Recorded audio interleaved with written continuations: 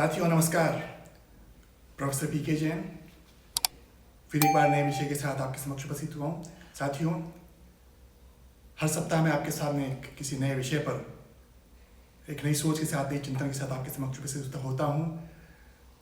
आपसे उन विषयों पर अपनी सोच को साझा करता हूँ और इसी संदर्भ में आज फिर एक नए विषय के साथ, और जो विषय है वो ये है, आप अपने आप को प्रमोट कीजिए। कैसे प्रमोट करें अपने आप को कि सिर्फ चमक हमारी दिखाई दे। साथियों, जो भी लोग आप मुझे देख रहे हैं, मैं अगर आपसे एक सवाल पूछूं कि आपको स्कूल, कॉलेज, विश्वविद्यालय, महाविद्यालयों में कई बार आपका जाना हुआ होगा। कितने ही अध्यापकों ने आपको पढ़ाया होगा। कितने अध्यापकों और प्राध्यापकों के नाम आप जानते हैं। मुझे विश्वास है कि आपकी संख्या 4 या 5 तक आके सीमित हो जाएगी। मैं आपसे दूसरे सवाल पूछूं, जो लोग नौकरी कर रहे हैं, कितने बॉस ऐसे हैं जिनके साथ आप जिंदगी में वापस काम करना पसंद करेंगे। फिर मेरा दावा है कि वो संख्या 3 या 4 पर आकर के सीमित हो जाएगी। मैं आपसे फिर सवाल पूछूं कि आपके कई मित्र रहे हैं आपके, कौन से ऐसे मित्र हैं जिनके साथ वापस आप मित्रता स्थापित करना चाहेंगे। फिर मेरा दावा है कि संख्या 3 या 4 पर आकर के सीमित हो जाएगी। क्यों होता है ऐसा? मैं फिर आपसे एक सवाल पूछूं कि कई व्यक्ति ऐसे होंगे जो वर्षों से आपके साथ होंगे, लेकिन कई व्यक्ति ऐसे होंगे जिन्होंने सिर्फ आपके साथ 2, 4 या 5 घंटे का समय बिताया होगा।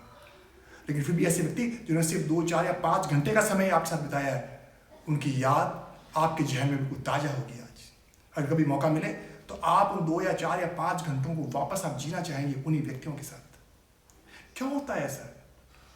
वो सिर्फ इसलिए होता है कि वो चमकदार शख्सियत, ऐसे व्यक्ति जिनमें चमक है, ऐसे व्यक्ति जिन्होंने अपने आप को प्रमोट किया है, उन व्यक्तियों को आप याद रखते हैं, उनके साथ जीवन गुजारना चाहते हैं, उनके साथ बीते हुए क्षणों को आप वापस गुजारना चाहते हैं। साथियों, कुर्सी पर बैठ करके तो आप लोग अपना समय निकाल लेते हैं, कुर्सी पर बैठ करके लोग राज कर लेते हैं, लेकिन ऐसे बहुत कम लोग होते हैं जो लोगों के दिल और दिमाग पर राज करते हैं। और जो लोग दिल और दिमाग पर राज करते हैं, उनकी चमक हमेशा बरकरार रहती है। और आज के युग की सबसे बड़ी मांग ये है कि आप अपने आप को प्रमोट कैसे कर सकते हैं, आप अपने आप की चमक कैसे बरकरार रख सकते हैं।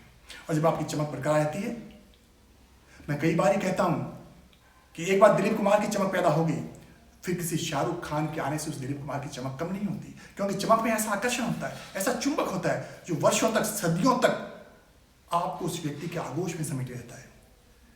साथियों, आज की सबसे बड़ी समस्या और युवा पीढ़ी के साथ सबसे बड़ी समस्या है कि सब कुछ है, उनके पास क्वालिफिकेशन है, उनके पास सब कुछ है, लेकिन अपने आप को प्रमोट नहीं कर पाते, अपनी चमक पैदा नहीं कर पाते।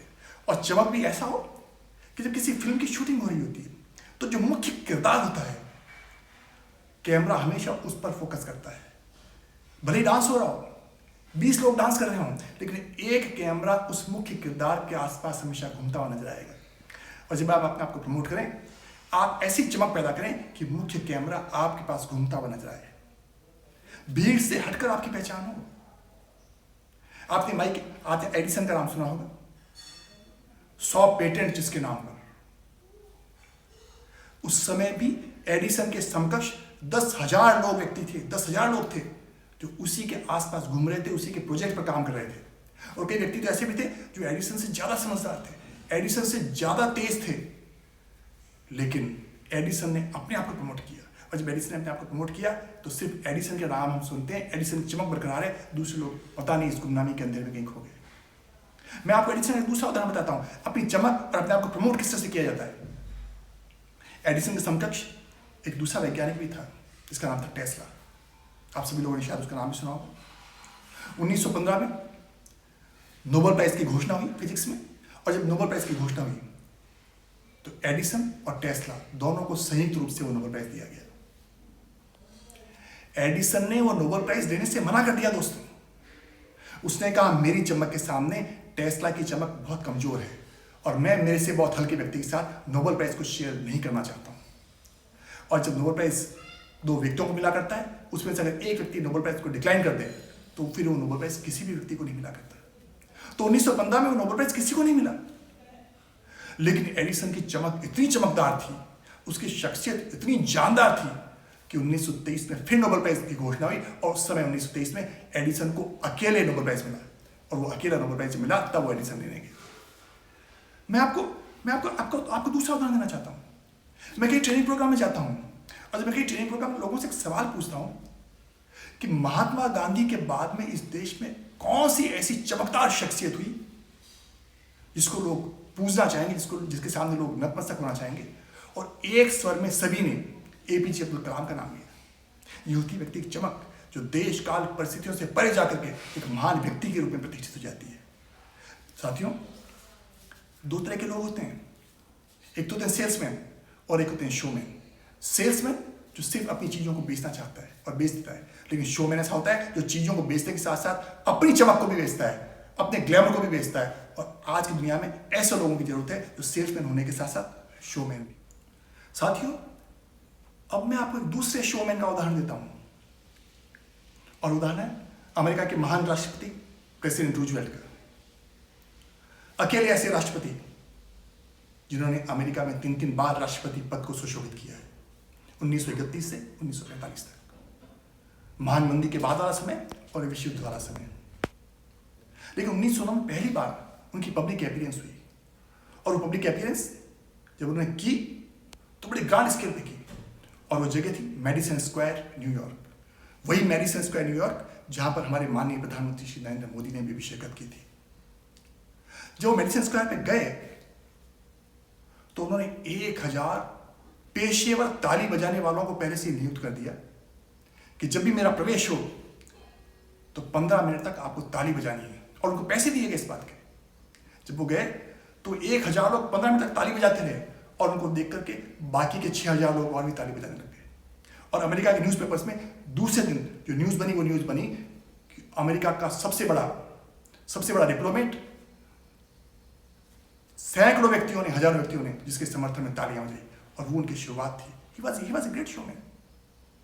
और जब वो राष्ट्रपति बन गए तो उसके बाद फिर उन्होंने एक नया काम चालू किया और वो था कि 100 दिन पूरे होते ही अपने प्रेसिडेंटशिप का उन्होंने प्रोग्रेस कार्ड जारी किया, उन्होंने रिपोर्ट कार्ड बताया। और आज हमारी सरकारें जो रिपोर्ट कार्ड 100 दिन का देती है, उस रिपोर्ट कार्ड की शुरुआत प्रेसिडेंट रूजवेल्ट के समय हुई।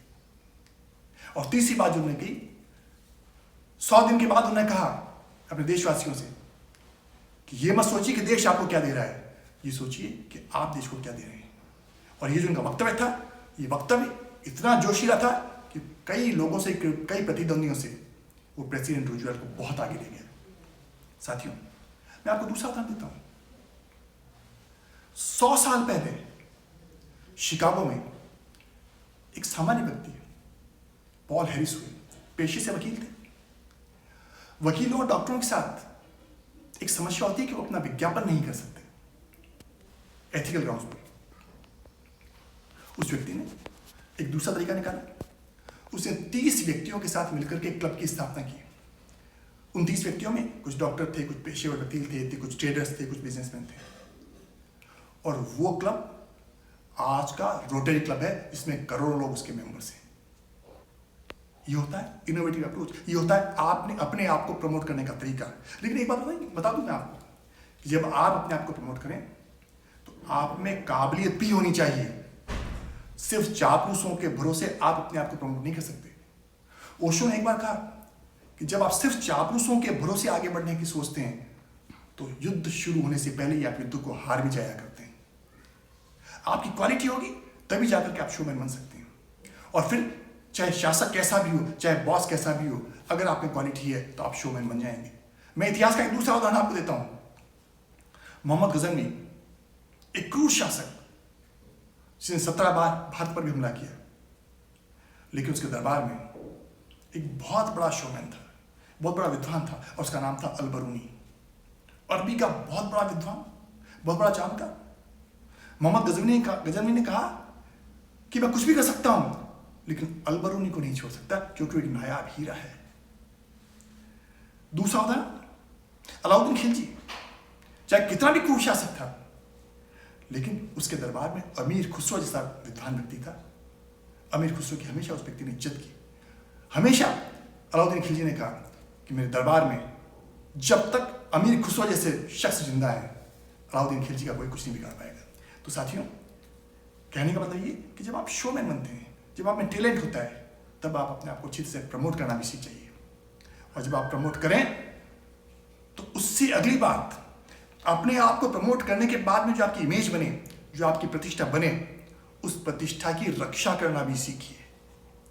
कई लोगों को हमने देखा है अपने जमाने में जिनकी तूती बस्ती थी, प्रतिष्ठा 7वें आसमान पर थी, लेकिन जो लोग अपनी प्रतिष्ठा को बचा नहीं पाए वो मिट्टी में मिल जाते हैं। कहते हैं कि गणित में, मैथमेटिक्स में 100 - 1 99 होते हैं, लेकिन प्रतिष्ठा के मामले में ऐसा नहीं होता। प्रतिष्ठा के मामले में 100 - 1 0 हो जाता है। एक छोटी सी गलती आपको अर्श से उठाकर फर्श पे गिरा देती है। हमने देखा है, चाहे विजय माल्या हूं, चाहे नीरव मोदी हूं, ये ऐसे कई संत महात्मा बाबा हूं जिनकी प्रतिष्ठा 7वें आसमान पे थी, वो तिहाड़ जेल के पीछे या दूसरी जेलों के पीछे शिक्षों में बंद है। मैं आपको एक दूसरा उदाहरण देता हूं, और उदाहरण है नेपोलियन का। साथियों, कार्सिका आइलैंड में नेपोलियन रहता था। छोटा सा बच्चा था, 7 साल का, पेड़ पर बैठा रहता था, पेड़ के नीचे। शाम को जब लोग इकट्ठा होते तो फ्रांस के राजा के अत्याचारों की कहानियां वहां सुनाया करते थे।